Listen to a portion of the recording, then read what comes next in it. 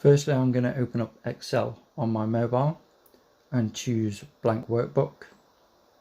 From here, there is an icon on the toolbar with a blue camera icon. If you just press that, and it opens up the camera on the mobile. You just need to take a photo of the sheet of data that you want to record in Excel. I'm just going to line it up with the table so I don't capture any other data, and I'm happy with that. Now it's converting that photo into data which will be readable in Excel.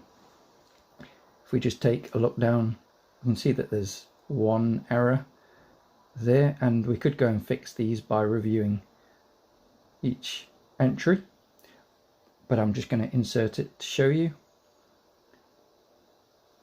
And now you can see all of that data from the printed sheet is now in Excel for us to work with without typing anything in.